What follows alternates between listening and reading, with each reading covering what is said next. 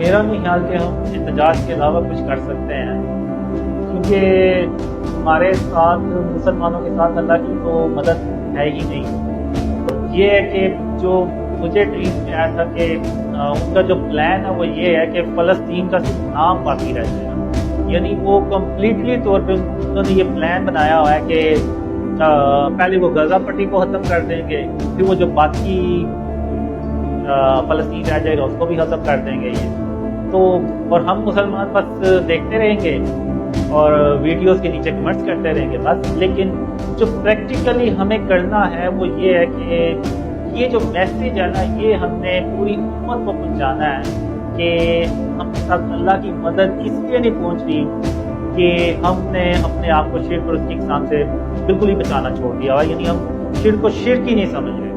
تو اگر ہم چاہتے ہیں کہ ہم ان اندھیروں سے باہر نکلیں تو ہمیں یہ کام کرنا ہوگا۔ آج فلسطین کی باری آئی ہوئی ہے، کل کو وہ عرب کنٹری میں کسی اور کی باری آئے گی، وہ اور کسی کی، پھر کرتے کرتے پورا مڈل ایسٹ کی گرد میں آ جائے گا، پھر وہ بڑھتے بڑھتے پاکستان تک بھی آ جاتی ہے بات۔ لیکن پاکستان میں وہ اللہ کی رحمت سے جو بات ہے وہ لوگ سمجھ چکے ہوتے ہیں اور اس ملک کو شرک اور اس کی اقسام سے پاک کر چکے ہوتے ہیں، تو وہاں پہ پھر آ کے اللہ کی مدد آتی ہے، تو وہاں پہ پھر وہ کافروں کو شکست ہوتی ہے۔ تو اگر یہ سب کچھ اسٹارٹ ہوا نا تو یہ پھر غزوہ ہند کے بعد ہی مسلمانوں کی نہ کوئی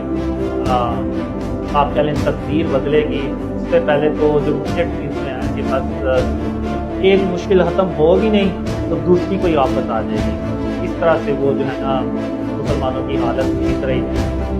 تو وہی پھر میں نے وہ ڈریمز میں بھی دیکھا ہے کہ وہ لوگ پھر جو کہتے ہیں کہ جس طرح وہ جو پاکستان میں حالات بدلے ہیں لوگوں کے تو ہمارے بھی بدلے جائیں، تو وہ پھر ہم کہتے ہیں کہ آپ انتظار کریں، آپ کے پاس آئیں گے۔ تو یعنی وہ بھی یعنی خواہش کرتے ہیں۔ اور ایک ڈریم میں تو میں نے ایون دیکھا ہے کہ لوگ مڈل ایسٹ سے آتے ہیں تو پروں کے ساتھ اپنے آپ کو باندھ کے آتے ہیں، یعنی جو جہاز کی جو پر ہے اندر سے تو فل ہوتا ہی ہے وہ جہاز، لیکن وہ لوگ اپنے آپ کو پروں کے ساتھ بھی باندھ لیتے ہیں۔ اور جب پاکستان پہنچتے ہیں تو وہ کہتے ہیں کہ چلو ایٹ لیسٹ ہمارا گھر چلا گیا، ہماری فیملی چلی گئی، لیکن ہم تو پاکستان پہنچ گئے نا۔ یعنی اس طرح کی میں نے سچویشن اپنے میں، تو اللہ رحم کرے ہمارے حال پہ اور ہمارے حال پہ رحم کے ساتھ توجہ فرمائے اور ہمیں